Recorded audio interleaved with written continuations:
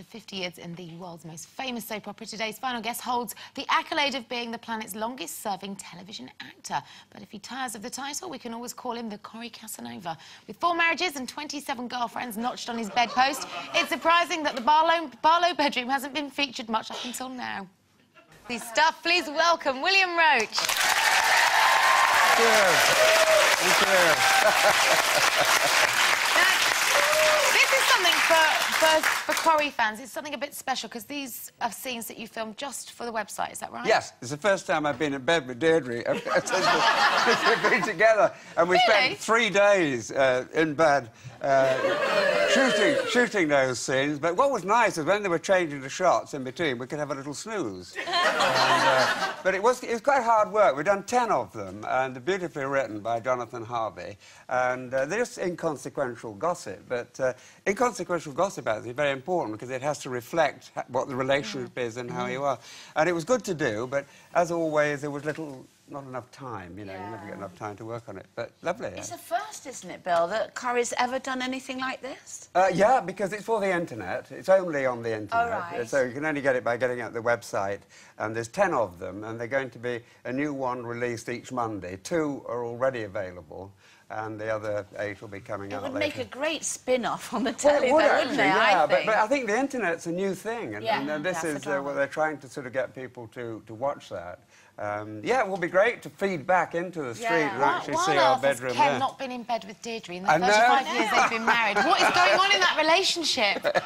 Well, is that the secret to their long success? Yeah, exactly. Well, we've both been in bed with other people. You have, you especially. Yes, so what did you think when they first put the idea to you? Do you think well, it was... you know, I mean, in the Barlows, I've got my alcoholic, bigamist son. I've got my daughter who's a murderess, and usually in the Barlows it's all sort of weeping and wailing, so it's really nice to have some little scenes that are just all on the comedy side. And Jonathan's such an amazing writer. And as you know, comedy is actually, it has to be very neat and precise, and you need a lot of time to do it. We didn't get enough time, but they're very good. We enjoyed doing them. Well, you have such a fantastic relationship with Anne. Oh, Annie's lovely. She's a lovely person. She's a big earth mother. She's always, if you want a pill for a headache, she's got that, you know, in a handbag. They've got everything there. And you know each other inside out, don't you? Inside out.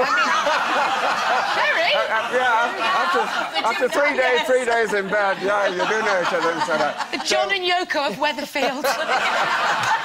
Yeah, no, well, we do know each other very well, so that side of it was just totally natural and came very easily, yes.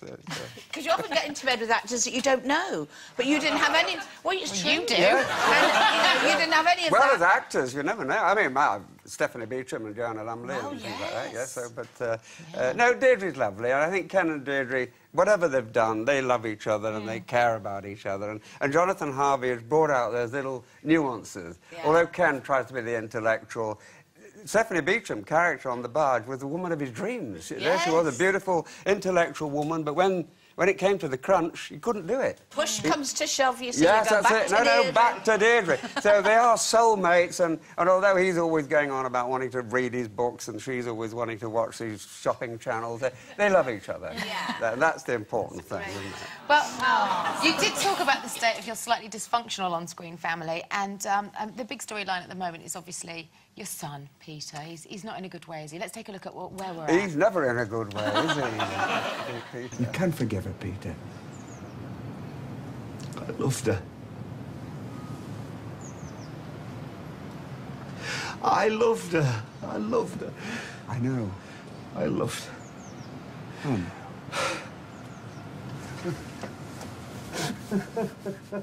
Oh, no, he's lovely. He's such a good actor, Chris Gascoigne. He's great to work with. But, you know, I can't get over the writers on the street. They're just absolutely brilliant. We do 5 shows a week, 50 years, you know, it's had that. And the writing is as strong and as good as ever. And we saw a couple... Well, how long ago was it that your sons were on the street? Oh, but my 2 real sons, James and Linus, last year. Yeah, last year. And, yeah, there they are. And James is coming back in. Is he? Starts filming in a week's time, so it'll be in about 2 months' time. He's coming back for about a 2-month period. So that's lovely. So, that's lovely for you. So after doing it for so long, Bill, do you ever get up in the morning and think, oh, I've judged that enough now. You know, I don't. It's true Ever? to say, I really don't. And after 50 years, I think it's more exciting now. It's a, you know, it's a very happy place to be. Very, yeah. There's no nonsense at work. Everybody gets on. Everybody, right down the crew, everyone. We all get on well. It's a happy place to be. Hope it gives a lot of pleasure to the public out there. And it's just lovely to be in it. I'm very lucky to be in work, but to be in work... Over the 50 years, how come everybody's aged except you? It just look amazing. You do, Well, you're honestly. very kind. You're very kind. I don't No, know. it's not kind. How... I'm going to say now your age because it will make the audience gasp. 78. Actually, 79. 79. Yeah, 79 in April. 79 in April, Yeah. my goodness. Is it what? Is it the work that No, I keeps think you... it's bad living that's good Bad for you. living, Yeah. I love it. Yeah, That's I what don't do I like to hear. don't do the right thing. Just Bodes well for you, Carol. everything in moderation. You know, it's like you were talking about drinking earlier. A little drink and a bit of fun is good, but getting drunk is not. You feel bad and you make you ill in the wrong. I've got a question for you here, Bill. Enjoy yourself. Enjoy yourself. This is from Tommy. It says, if you could bring back... And think about this seriously. Yeah. If you could bring back a character from the street's history to return to the cobbles, who would it be and why? Well, present... I was going to say, present company accepted, of course. Yes. Blanche. I mean, you know, Maggie Jones, her comedy timing, the Alcoholics Anonymous meeting was classic. Coronation Street humour isn't being funny. It's taking a very serious situation, like the Alcoholics Anonymous, which is a wonderful organisation, and someone like Blanche saying, "What are you all whinging about?" You know, the wonderful lines. that she Thank goes- you so... We couldn't agree more, but thank you so much for It's not coming by finishing. today. It's we not have to finishing. go because No. we've got important news. Before we say goodbye to you, Bill, Well- we've got a friend dropping by tomorrow. Guess who's back on the panel for one day only? Jane McDonald. That's live tomorrow, 12:30. Bye-bye.